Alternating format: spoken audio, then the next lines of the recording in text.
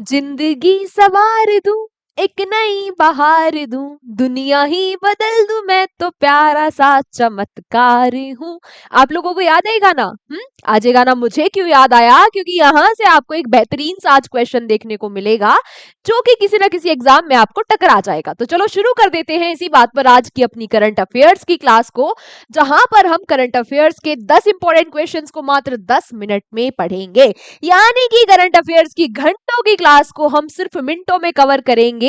ना सिर्फ direct question बल्कि उनके साथ साथ उनकी एक्स्ट्रा इंफॉर्मेशन भी पढ़ेंगे, जहां से आपके एग्जाम में क्वेश्चन पूछा जा सकता है। शुरू कर देते हैं। पहला क्वेश्चन पेश है आप लोगों के लिए। टन टना, क्या है? बड़ा ही बेहतरीन मजेदार क्वेश्चन है। क्या है? आपसे पूछा गया कि who won the elections of north Korea with 99.93% votes, यानी कि 99.93% वोट्स के साथ वो कौन है जिन्होंने नॉर्थ कोरिया का इलेक्शन जीत लिया। और भाई सबको पता होगा, है ना, हमारे न्यूज चैनल्स इतनी स्टोरी दिखा दिखा के पकाया इनकी, तो ये इस इंसान को सब जानते हैं। अब जिनको ये लग रहा है कि नॉर्थ कोरिया में डिक्टेटरशिप होती है, वो ना नॉर्थ कोरिया में होते हैं भाई इलेक्शंस। और जो वोटर्स टर्नआउट है वो भी 99.9% है ना, 9% है। ठीक है, ये इन यहाँ का क्या है? वोटर्स टर्नआउट, यानी कि इतने लोग यहाँ पर वोट डालते हैं। इनमें से 99.93% लोगों ने वोट किया है किम जोंग उन को, है ना। किस पार्टी से संबंधित है ये? वर्कर्स पार्टी ऑफ कोरिया से ही संबंधित है। ठीक है, और ये बन गए हैं 15th member of supreme people's assembly के। 15th member of supreme people's assembly के, सुप्रीम पीपल्स असेंबली के। ठीक है, इतनी बातों तो आपको पता ही होगी। चलो ठीक है, तो बेसिक हो गया। अब बात करते हैं कुछ मजेदार। मजेदार क्या बात है कि यहाँ पर जो 99.99% वोट डली है ना, आपको लग रहा होगा कौन वो व्यक्ति है जिन्होंने जुर्रत कर दी नॉर्थ कोरिया में रहकर, वो 0.07% व्यक्ति कौन है जिन्होंने जुर्रत कर दी नॉर्थ कोरिया में रहकर अपोजिशन को वोट देने की। तो मैं आपको बता दूं, नॉर्थ कोरिया में कोई अपोजिशन है ही नहीं। जो बैलेट पेपर पर आपको जो साइन मिलता है, जो आप वोट कर सकते हो, वो सिर्फ इन्हीं को कर सकते हो। और आपके पास किसी अपोजिशन का ऑप्शन नहीं होता, बल्कि यस और नो करने का ऑप्शन होता है। या तो आप इनको वोट दे रहे हो या तो नहीं। तो ये जो 7% लोग हैं, इन्होंने नो किया है ना, इनके प्रतिनिधित्व को उन्होंने वोट नहीं दिया। समझ गए? मजेदार क्वेश्चन। अच्छा, यहाँ पे आप लोगों को इतना तो पता ही होगा, एक ऑप्शन मुझे यहाँ दिख रहा है जोस एंटोनियो का, कि ये चिली के अभी हाल ही में क्या बने थे? प्रधानमंत्री या राष्ट्रपति? क्या बने थे? जल्दी बताओ। हाँ, क्या बने थे? आज आपका क्वेश्चन फॉर यू है ये, कि प्रधानमंत्री बने हैं ये चिली के या राष्ट्रपति। अगला क्वेश्चन आपसे पूछा गया, मैं हूं जियान, मेरा गला है बड़ा सुरीला। मुझे सब याद आ गए आज। ठीक है, जियान तो है ना, सुजुका, नोबिता, डोरेमोन सब याद आ गए। क्यों याद आ गए? क्योंकि अभी हाल ही में Tsutomu Shibayama passed away, he directed which of the following cartoon. तो ये जो तसुतोमू जी है, इनका निधन हो गया। इन्होंने किस कार्टून का निर्देशन किया है, यानी कि किस कार्टून के ये डायरेक्टर थे? तो इन्होंने 20 साल तक डोरेमोन का निर्देशन किया है। अभी हाल ही में इनका निधन हो गया है ना। जापानीज एनीमे है ये डोरेमोन, है ना। ठीक है, डोरेमोन वाला वो जो पॉकेट था वो सबको चाहिए होता था बचपन में। ठीक है, इसके अलावा मोटू पतलू, निंजा हथौड़ी, सिंचैन के कुत्ते का नाम क्या है? सीरो। हाँ चलो ठीक है, चलो क्वेश्चन पे आते हैं, कार्टून में नहीं खोते। अगला क्वेश्चन भी इंपॉर्टेंट है। Recently which Indian state has launch the दिव्यांग शक्ति योजना। तो अभी हाल ही में वो कौन सा भारतीय राज्य है जिसने दिव्यांग शक्ति योजना को शुरू किया है? ये शुरू किया है आंध्र प्रदेश ने। अच्छा, मैं हिंट देने वाली थी पर सीधा ही नाम निकल गया। चलो कोई बात नहीं। उगादी, अभी हाल ही में उगादी फेस्टिवल यहां पर सेलिब्रेट किया गया। तो उगादी के ओकेजन पर जो सीएम है आंध्र प्रदेश के चंद्रबाबू नायडू जी, इन्होंने ये दिव्यांग शक्ति योजना को शुरू किया है। अब ये है क्या? ये है फ्री बस ट्रेवल, किसके लिए फ्री बस ट्रेवल? जो दिव्यांग लोग होते हैं उनके लिए मुफ्त बस सेवा के लिए स्कीम है। ठीक है, चलो उगादी फेस्टिवल भी याद रखना कहाँ मनाया जाता है। नेक्स्ट आपसे पूछा गया कि recently where was the national para athletics championship 2026 organised. तो अभी हाल ही में कहां पर नेशनल पैरा एथलेटिक्स जो चैंपियनशिप है 2026 की, इसका आयोजन होगा? 17 से 24 मार्च तक इसका आयोजन होगा। 24th इस बार इसका एडिशन है। कहां होगा? कलिंग स्टेडियम में। और ये कलिंग स्टेडियम कहां है? भुवनेश्वर में। कहां है? भुवनेश्वर में। और भुवनेश्वर कहां है? ओडिशा में। बिल्कुल सही बात। यहां पर इस चैंपियनशिप में 1460 लोग टोटल पार्टिसिपेट करेंगे, है ना? इतने एथलीट्स यहां पर पार्टिसिपेट करेंगे 145 मेडल्स के लिए, 145 मेडल्स के लिए। ठीक है, क्लियर?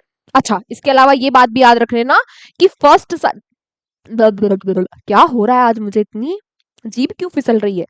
फर्स्ट टाइम बीएसएफ और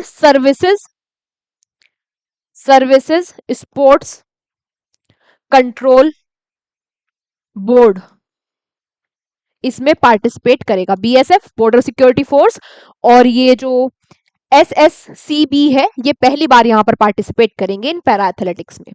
ठीक है, चलो इसी के साथ अगला क्वेश्चन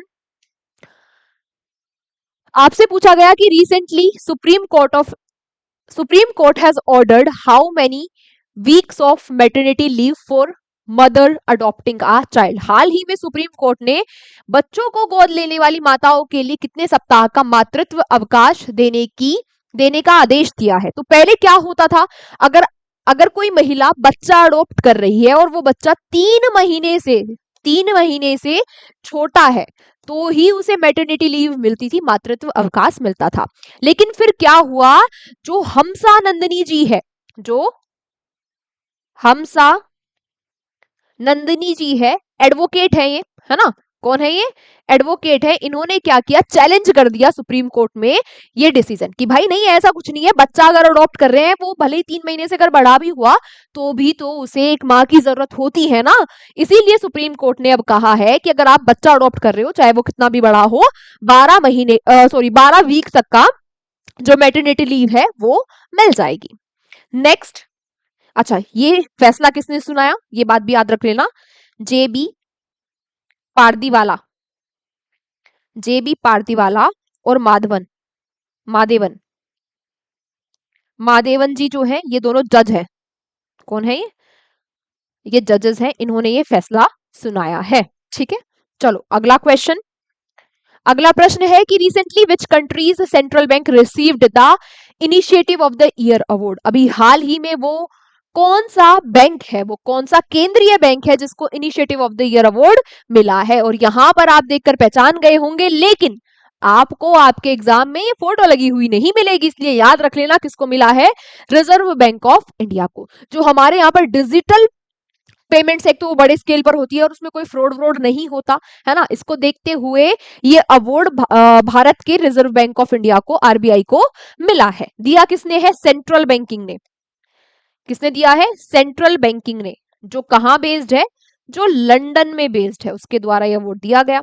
अच्छा, एक क्वेश्चन फॉर यू आपके लिए ये है, मैं आरबीआई के बारे में आपको बहुत बहुत पता नहीं कितनी लाखों करोड़ों बार मैं आपको रिवाइज करवा चुकी हूँ आरबीआई, तो आपको मुझे आरबीआई के बारे में आज सारी बातें बतानी है। कब आरबीआई की स्थापना हुई, है ना, कहाँ हेडक्वार्टर्स है और कौन इसके गवर्नर है, ये सारी बातें मुझे फटाफट से क्लास खत्म होते ही कमेंट बॉक्स में बता देना सबके सब। ठीक है, चलो अगला question, recently who has been appointed as the brand ambassador of City Union Bank. तो सिटी यूनियन बैंक के ब्रांड एम्बेसडर कौन बने हैं? कौन है ये? जडेजा है। कौन है? रविंद्र जडेजा।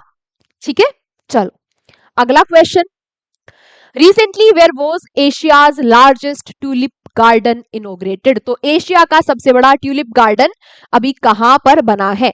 तो इसका उद्घाटन किया है किसने? ओमार अब्दुल्ला ने। ओमार अब्दुल्ला ने इसका उद्घाटन किया है। और ये कहां के मुख्यमंत्री है? कहां के? जम्मू एंड कश्मीर के, बिल्कुल सही बात। हाँ हाँ, तो ऐसे करी जैसे सबने आंसर दिया था। पता था आपको? हाँ, याद तो तभी होगा ना जब रिवाइज करोगे। कहाँ के हैं ये सीएम? जम्मू एंड कश्मीर के। यानी कि ट्यूलिप गार्डन कहाँ बना है? ये बना है श्रीनगर में। नाम क्या है इसका? Indira Indira Gandhi memorial tulip garden. ठीक है। इस ट्यूलिप गार्डन में 1.8 मिलियन ट्यूलिप्स हैं और ये 74 एकर्स में फैला हुआ है।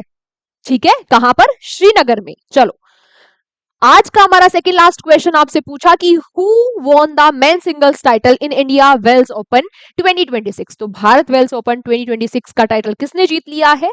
ये जीता है डेनियल मेदवेदेव को हराकर जेनिक सिनर ने। किसने? जेनिक सिनर ने। इटली के हैं ये जेनिक सिनर। आज का हमारा अंतिम question, recently India donate tons of medical aid to which country. अभी हाल ही में भारत ने किस देश को टनों की मेडिकल सहायता भेजी है? तो आप लोगों को पता ही होगा, ईरान में कितनी बुरी हालत चल रही है ना? ईरान में कितनी बुरी हालत चल रही है भाई। ईरान यूएसए और इसराइल की जो वॉर चल रही है, उसके बाद भारत ने मेडिकल सहायता भेजी है ईरान को, क्योंकि सिविलियंस काफी घायल वहां पर हो रहे हैं। इसके अलावा ईरान के साथ साथ भारत ने अफगानिस्तान को भी मेडिकल एड भेजी है, क्योंकि यहाँ पर मलेरिया वलेरिया फैला हुआ है ना। मलेरिया या जो वेक्टर बोर्न डिजीज है, उनसे निपटने के लिए भारत ने मेडिकल एड अफगानिस्तान को भी भेजी है। ठीक है, तो दोनों ही बातें याद रखना। आज की क्लास हमारी यहीं तक है। इस क्लास की पीडीएफ आपको मिलेगी हमारे एग्जाम जर्नी के टेलीग्राम चैनल पर। Thank you so much everyone पूरी क्लास अंत तक देखने के लिए, और इस क्लास के नोट्स भी बना लेना। जितने मजे ले लेके आपने क्लास देखी है, उसी मजे मजे में नोट्स भी बना लेना और एक बार रिवीजन भी कर लेना इस क्लास का। ठीक है, मिलते हैं आपसे अगली क्लास में। Take care, bye bye.